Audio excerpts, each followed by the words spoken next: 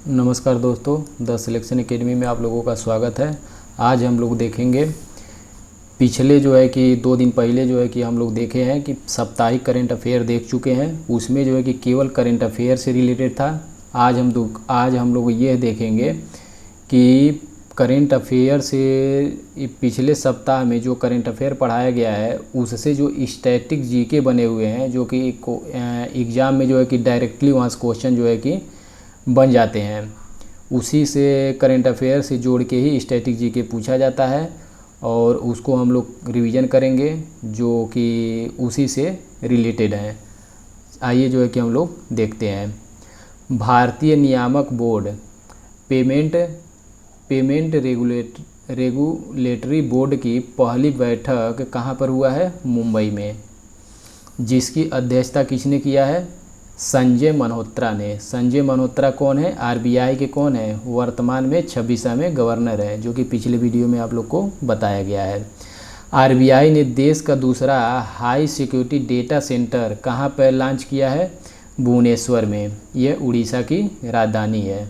ठीक है।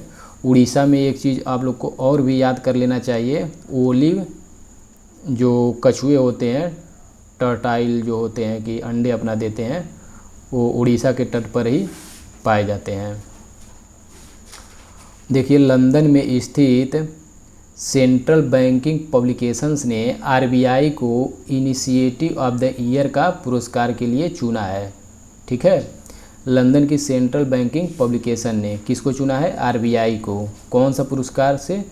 Initiative of the year award से सम्मानित किया गया है आरबीआई को। ठीक है। लंदन जो है कि टेम्स नदी के तट पर बसा हुआ है और आरबीआई के बारे में आप लोग जानते ही हैं। 1 अप्रैल 1935 को इसकी स्थापना हुई थी और 1 जनवरी 1949 का इसका राष्ट्रीयकरण हुआ था। आरबीआई के पहले गवर्नर जो कि विदेशी थे, ओसबॉर्न स्मिथ, और पहले भारतीय गवर्नर सीडी देशमुख हैं। इतना आप लोग हमेशा रिवीजन करते रहिएगा। आरबीआई के पेमेंट सिस्टम में शामिल होने वाली पहली फिनटेक कंपनी कौन सी बनी है? कौन सी है? पे पॉइंट इंडिया। पे पॉइंट इंडिया, ये क्वेश्चन पूछ सकता है। ठीक है। आरबीआई ने 1 जुलाई 2026 के नए एग्जीक्यूटिव डायरेक्टर के रूप में किसे नियुक्त किया है? रवि शंकर को। ये भी पिछले वीडियो में आप लोग को बता दिया गया है। पिछला वीडियो मेरे प्लेलिस्ट में जाकर आप लोग वीकली का हमारे जो है कि प्लेलिस्ट में जाइए। वीकली वाला आप लोग जो केवल उसमें करंट अफेयर है उसको देखिए, और ये वाला वीडियो स्टैटिक और करंट अफेयर से रिलेटेड है, जिसमें महीने का 2 महीने का करंट अफेयर भी इसमें रिवीजन आप लोग का होता रहेगा। कोई भी करंट अफेयर बाकी नहीं रहेगा। आप लोग ऐसे जो है कि 1 आध महीने तक देख लीजिए। आरबीआई ने 10 और 20 रुपये के मूल्य वर्ग के पॉलीमर नोटों के परीक्षण की मंजूरी दे दी है। ये भी आप लोग को बता दिया गया है, डिटेल बताया गया है। ठीक है। और एक करोड़ रुपए की इसमें पहले टेस्टिंग किया जाएगा। पॉलीमर नोट यानी प्लास्टिक का होता है, एक बार बन जाएगा तो कई सालों तक चलेगा, जिसमें उसमें क्या बोलते हैं कि नोट छापने में भी बहुत सारे पैसे खर्च होते हैं आरबीआई के, जो उससे बचने का एक तरीका है। आरबीआई ने मिशन सक्षम नामक नई योजना शुरू किया है। मिशन सक्षम पूछेगा, मिशन सक्षम किसने लॉन्च किया है? आरबीआई ने। और उसमें बहुत सी रेगुलेटरी बॉडी का नाम दे देगा और आप लोग से क्वेश्चन पूछ सकता है। मिशन सक्षम किसने शुरू किया है? आरबीआई ने। इसमें जो है कि डिजिटली रूप जो बैंक कर्मचारी हैं उनको डिजिटली रूप से वो किया जाएगा, उसमें सक्षम बनाया जाएगा, ट्रेनिंग दी जाएगी। ये सारी चीज़ें इसमें। मिशन सक्षम के तहत अर्बन कोऑपरेटिव बैंक के लगभग 1.5 लाख कर्मचारियों को प्रशिक्षित किया जाएगा। ठीक, यहाँ तक क्लियर हुआ? चलिए आगे देखिए। ये जो है कि पिछले जो है कि क्वेश्चन ये पिछले करंट अफेयर से है, उसी से रिलेटेड है। पिछले करंट अफेयर में उसी से संबंधित ये सारे ये स्टैटिक जीके हैं, उसमें केवल करंट अफेयर था। Chirag, centre for human resource information system research and analysis, इसका फुल फॉर्म है चिराग का। ये कहाँ से जो है कि भारतीय रेलवे द्वारा इसे लॉन्च किया गया है। यह कहाँ से लॉन्च किया गया है? हैदराबाद से। इसका मुख्य उद्देश्य क्या है? रेलवे कर्मचारियों को डिजिटल एवं स्मार्ट तरीके से उनको बेहतर बनाना, इसका मुख्य उद्देश्य है। भारत की पहली स्वदेशी ट्रेन से ही रिलेटेड है। भारत की पहली स्वदेशी हाइड्रोजन ट्रेन कहाँ से कहाँ तक चलेगी? जिंद से सोनीपत। जिंद से सोनीपत। सोनीपत कहाँ है? हरियाणा में है। इसका मार्ग होगा जिंद से सोनीपत। ठीक है, ये इम्पोर्टेंट है, इसको देख लीजिएगा। भारत की पहली स्वदेशी हाइड्रोजन ट्रेन किस मार्ग पे चलेगी? जिंद से सोनीपत। ठीक है, ये देखिए टेबल टेनिस। अर्चना शरकत कमल ने टेबल टेनिस से संन्यास ले लिया है। पूछ सकता है कि अर्चना शरत कमल जो है कि किस खेल से रिलेटेड है? तो टेबल टेनिस से है। World table tennis star contender के सेमीफाइनल में पहुंचने वाले पहले भारतीय खिलाड़ी कौन बने हैं? मानव ठक्कर। ठीक है, मानव ठक्कर। 22वीं राष्ट्रीय टेबल टेनिस चैंपियनशिप 2026 यह कहाँ पर आयोजित हुआ है?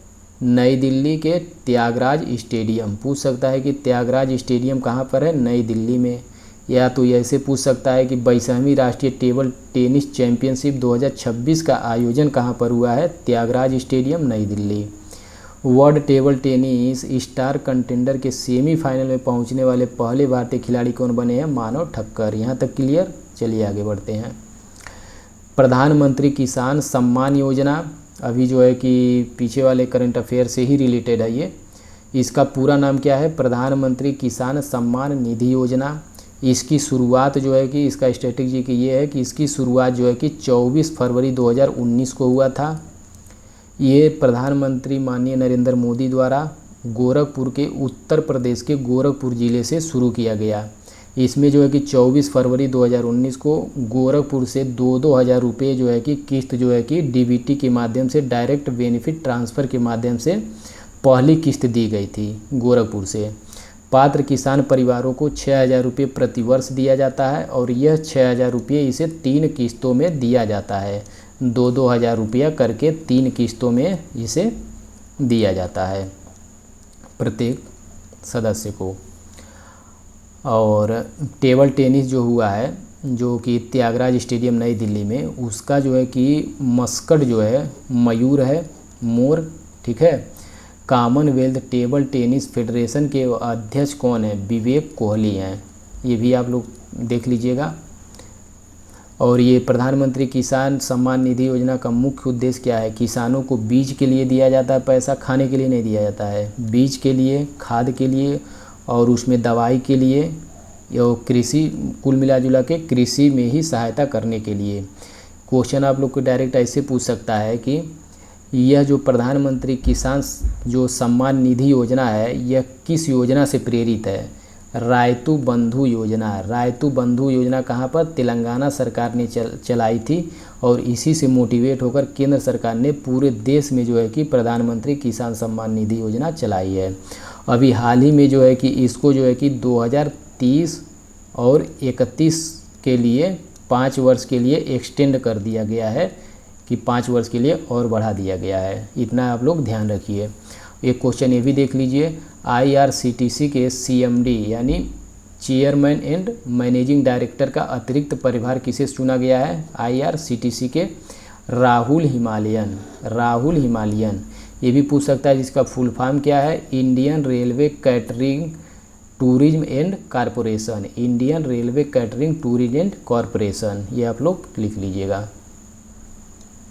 देखिए, और ये भी देख लीजिए, ये सारे क्वेश्चन जो है कि करंट से रिलेटेड हैं, स्टैटिक जी के हैं, सभी जो है कि आपके कवर होते रहेंगे। दुनिया का पहला पूर्णतः नवीकरण ऊर्जा से चलने वाला पहला शहर कौन सा होगा? कौन सा होगा? अमरावती। आंध्र प्रदेश की राजधानी कौन सी है? अमरावती। पूछेगा भारत का 25वां हाई कोर्ट का नाम क्या है? अमरावती। ठीक है, इतना ध्यान रखिए। भारत में सौर ऊर्जा से पूरी तरह से संचालित होने वाली पहली विधानसभा कौन सी होगी? दिल्ली विधानसभा। ठीक है, नई दिल्ली में दिल्ली मेट्रो रेल कॉरपोरेशन यानी DMRC के ओखला विहार मेट्रो स्टेशन पर देश के पहले वर्टिकल बाईफेशियल सोलर संयंत्र का उद्घाटन किया गया है। ये आप लोग ध्यान रखिएगा। कहाँ पर? DMRC में वर्टिकल बाईफेशियल सोलर संयंत्र का उद्घाटन किया गया है। हिमाचल प्रदेश के कांगड़ा डिस्ट्रिक्ट का राजा खास गांव राज्य का पहला सोलर मॉडल विलेज बन गया है। ये पूछ सकता है कि राजा खास गांव कहाँ का है, हिमाचल प्रदेश का है, कांगड़ा जिले का एक गांव है जो कि उस राज्य का यानी हिमाचल प्रदेश का पहला सोलर मॉडल विलेज बना है, मतलब सोलर से पूरा गांव चलेगा, ओवरऑल यही है। उसका नाम क्या है, राजा खास गांव, इतना ध्यान रखिए। भारत ने 100 गीगावाट सौर फोटोवोल्टिक पीवी मॉडल निर्माण क्षमता हासिल कर ली है। ये लक्ष्य जो है कि अपना कंप्लीट कर लिया है। बनारस लोकोमोटिव वर्क, ठीक है, वाराणसी ने रेलवे पटरी के बीच भारत का पहला 70 मीटर लंबा रिमूवेबल सोलर पैनल सिस्टम चालू किया है, ठीक है। ये बनारस लोकोमोटिव वर्क के द्वारा पटरियों के बीच जो है कि सोलर पैनल लगाया गया है उसको, ठीक है, जिससे कुछ एनर्जी भी मिलता रहेगा।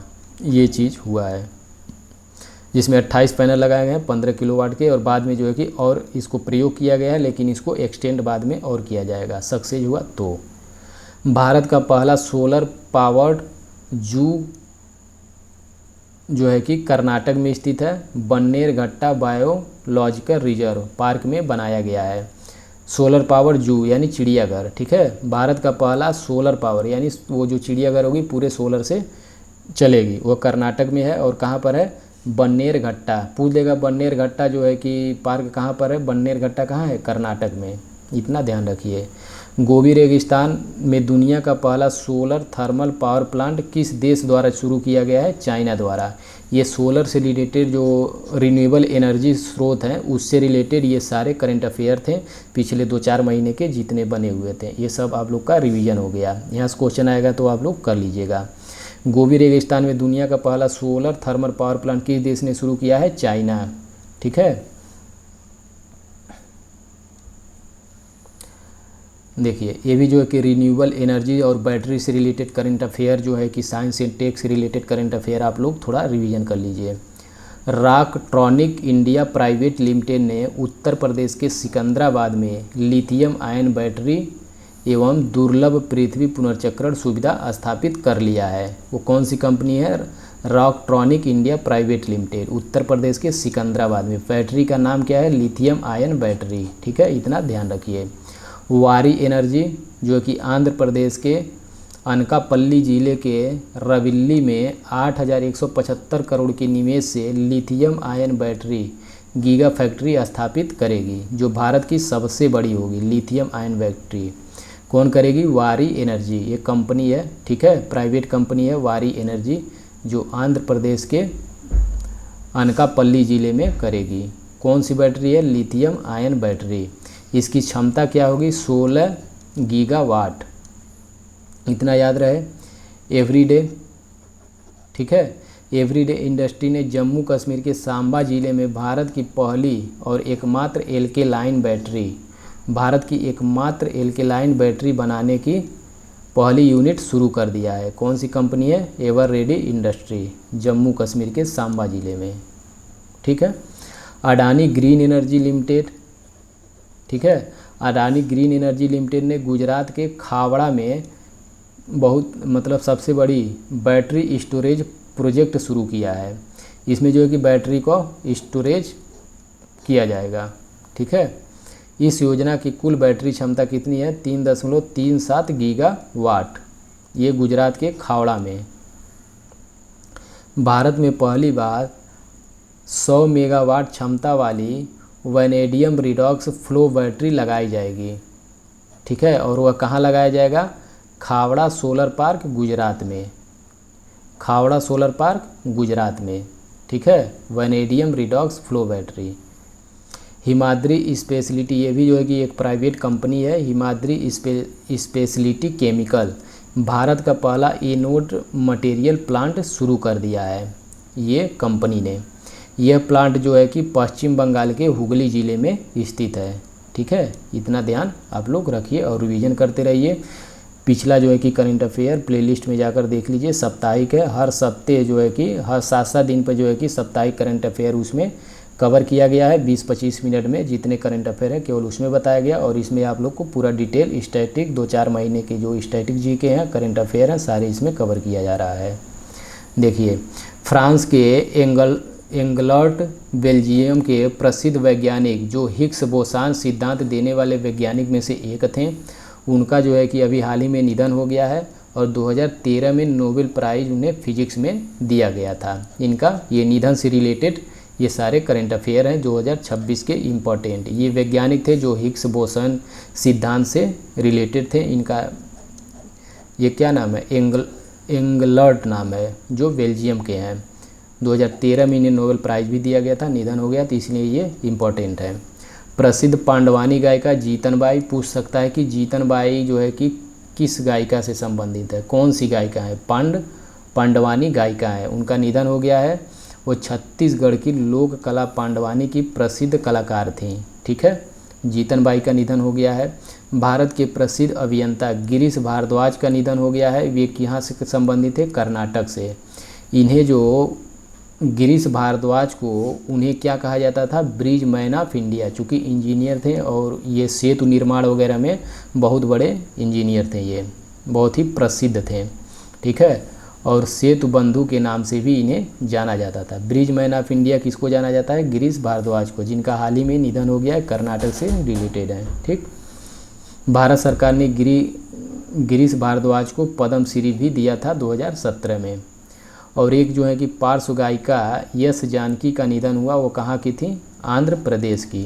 ठीक है, आंध्र प्रदेश की। और इनको जो है कि आंध्र प्रदेश में इनको क्या कहा जाता था, जानकी अम्मा, जानकी अम्बा उपनाम से इनको पुकारा जाता था। इन्हें दक्षिण भारत की कोकिला कहा जाता था। इनको यश जानकी, ये सभी निधन जो है कि बहुत ही इम्पोर्टेंट है, आप लोग एक बार देख लीजिए। 2013 में पद्म भूषण इनको दिया गया, लेकिन इन्होंने लेने से इनकार कर दिया था, जानकी अम्मा ने, जिनका नाम क्या है, यश जानकी, आंध्र प्रदेश से रिलेटेड है। कतर के पूर्व अमीर शेख हमद बिन खलीफा अल थानी का निधन हो गया। इन्हें जो है कि आधुनिक कतर का निर्माता कहा जाता है। इनका भी हाल ही में निधन हो गया है। ये सारे निधन से रिलेटेड हैं, 2-4 महीने में जितने इम्पोर्टेंट है उनको जो है कि कवर किया गया है। देखिए, जो है कि नियुक्ति से रिलेटेड जो है कि जो मोस्ट इम्पॉर्टेंट है, ठीक है, उसको कवर कर लीजिए। राष्ट्रीय अपराध रिकॉर्ड ब्यूरो NCRB के निदेशक कौन है, अमित गर्ग हैं। राष्ट्रीय अल्पसंख्यक आयोग के नए अध्यक्ष हाल ही में बने हैं, हरजीत सिंह ग्रेवाल। ये सभी 2-3 महीने के अंदर अभी नियुक्त हुए हैं, कुछ लोग अगस्त में हुए हैं, ये लेटेस्ट डेटा है। इसी तरह हमारा वीडियो देखते रहिए, जितने चेंजेज वगैरह रहते हैं इसी तरीके से सप्ताह में जितने चेंजेज होते रहते हैं मैं उसको चेंज करता रहता हूं और अपडेट करता रहता हूं। देखिए, नीति आयोग के CEO कौन है, अभी हाल ही में बने हैं, अनुराग जैन। नीति आयोग के CEO अनुराग जैन है, अनुराग जैन। IRCTC के CMD कौन है, चेयरमैन एंड मैनेजिंग डायरेक्टर कौन है, राहुल हिमालयन, पीछे पढ़े ही हैं आप लोग। शिक्षा मंत्रालय के उच्च शिक्षा विभाग के नए सचिव किन्हें बनाया गया है, नरेश पाल गंगवार को बनाया गया है, ये भी देख लीजिए। इन्फोसिस के अगले CEO और MD कौन होंगे, आशीष डैश होंगे, वे सलील पारेख का स्थान लेंगे। परीक्षा प्रणाली, नरेंद्र मोदी ने परीक्षा प्रणाली को अधिक पारदर्शी, सुरक्षित और भरोसेमंद बनाने के लिए हाई पावर टास्क बनाने की घोषणा की है। इस टास्क फोर्स के अध्यक्ष कौन है, नंदन नीलेकणी हैं, जो कि पिछले वीडियो में कई जगह आप लोग को कई बार बताया गया है। ये जो है कि नंदन नीलेकणी जो हैं इन्फोसिस के को-फाउंडर भी रह चुके हैं। इतना आप लोग देख लीजिए, रिवीजन कीजिए, अभी जो है कि कई बार आप लोग को रिवीजन करने को मिलेगा आगे भी। भारतीय सैनिक हवलदार हरभजन सिंह और नायब सूबेदार सुजीत कुमार प्रधान को संयुक्त राष्ट्र के द्वारा मरणोपरांत डैग हैमरशोल्ड मेडल दिया गया है, ये इम्पोर्टेंट है। ठीक है, तमिलनाडु के पोलात्ती के किसान वल्लुवन को FAO के द्वारा फूड एंड एग्रीकल्चर ऑर्गेनाइजेशन के द्वारा सॉयल फार्मर हीरो का पुरस्कार दिया गया है। द अर्थ प्राइज 2026 किसे दिया गया है, दीवान क्षेत्रिया को दिया गया है, एरियाना अग्रवाल को दिया गया है, अचियाना मेहता को ने क्यों दिया गया? क्योंकि प्लास्टिक नामक इन्होंने तकनीकी विकसित किया था, इसलिए इन्हें दिया गया द अर्थ प्राइज 2026 का पुरस्कार। Russia grand sand master cup 2026 से सम्मानित होने वाली पहली भारतीय कौन बनी है? सैंड आर्टिस्ट कौन है? सुदर्शन पटनायक। ठीक है, ये ध्यान रखिए। प्रधानमंत्री नरेंद्र मोदी को स्लोवाकिया का सर्वोच्च राष्ट्रीय सम्मान order of the white double cross इन्हें प्रदान किया गया है। स्लोवाकिया का सर्वोच्च सम्मान। बिहार क्रिकेट एसोसिएशन के अध्यक्ष कौन है? हर्षवर्धन को ब्रिटेन की संसद ने हाउस ऑफ लॉर्ड में ग्लोबल प्रेस्टीज अवार्ड से सम्मानित किया गया है, इतना ध्यान रखिए। सुनील भारतीय मित्तल को 2026 US India strategic partnership forum leadership award से सम्मानित किया गया है। कौन है? सुनील भारती मित्तल। ठीक है। प्रधानमंत्री नरेंद्र मोदी को इंडोनेशिया का सर्वोच्च नागरिक सम्मान बिंटेंग एडी पूर्णा इन्हें प्रदान किया गया है, यानी इंडोनेशिया का सर्वोच्च सम्मान इन्हें दिया गया है। और एक सम्मान कौन सा दिया गया है इनको? सर्वोच्च सम्मान स्लोवाकिया का सर्वोच्च सम्मान, इंडोनेशिया का सर्वोच्च सम्मान माननीय प्रधानमंत्री को दिया गया है। त्रिनिदाद के लेखक जमीर नज़ीर ने the serpent in the Grove के लिए 2026 कॉमनवेल्थ शॉर्ट स्टोरीज प्राइज जीता है। कॉमनवेल्थ शॉर्ट स्टोरी प्राइज किसने जीता है? जमीर नज़ीर ने।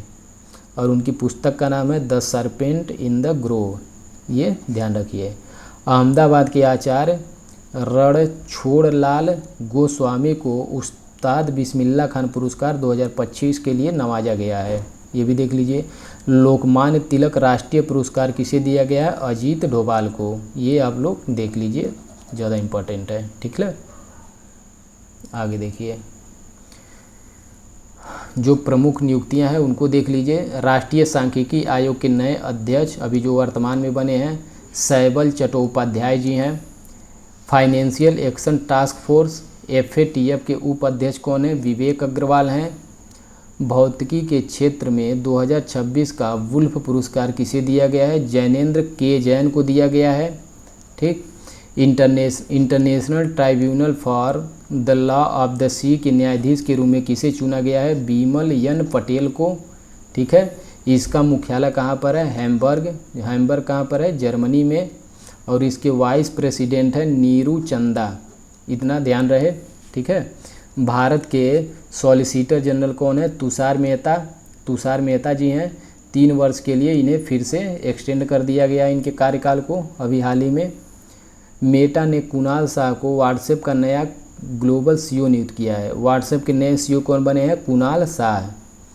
IB के नए डायरेक्टर कौन बने हैं? महेश दीक्षित। ये सभी आप लोग को बताया गया है डेली और वीकली करंट अफेयर में। विक्रम साराभाई स्पेस सेंटर तिरुवनंतपुरम के नए निदेशक कौन बने हैं? UP राजीव। ये सारे क्वेश्चन आप लोग को बताए गए हैं, इसलिए आप लोग को जल्दी जल्दी रिवीजन कराया जा रहा है। CBDT के अध्यक्ष कौन है? रवि अग्रवाल जी हैं अभी हाल ही में। विदेश सचिव कौन बने हैं? विक्रम मिश्री। इनका कार्यकाल 1 वर्ष के लिए बढ़ा दिया गया है। RBI के नए एग्जीक्यूटिव डायरेक्टर कौन है? रवि शंकर को नियुक्त किया गया है, ये भी आप लोग को बताया गया है। आर्मी चीफ कौन है? धीरज सेठ जी हैं, इन्हें भी आप लोग को बता दिया गया। NCRB के निदेशक कौन बने हैं? अमित गर्ग हैं। राष्ट्रीय अल्पसंख्यक आयोग के अध्यक्ष हरजीत सिंह ग्रेवाल। नीति आयोग के CEO अनुराग जैन। IRCTC के CMD अतिरिक्त प्रभार कौन बने हैं? राहुल हिमालयन। शिक्षा मंत्रालय के उच्च शिक्षा विभाग के नए सचिव नरेश पाल गंगवार। इन्फोसिस के अगले CEO और MD कौन बने हैं? आशीष डैश। प्रधानमंत्री नरेंद्र मोदी ने परीक्षा प्रणाली को मतलब हाई पावर टास्क फोर्स बनाने की घोषणा की है। इस टास्क फोर्स के अध्यक्ष कौन है? नंदन नीलेकणी। ठीक है दोस्तों, धन्यवाद, थैंक यू। प्लीज़ चैनल को सब्सक्राइब करें और लाइक करें।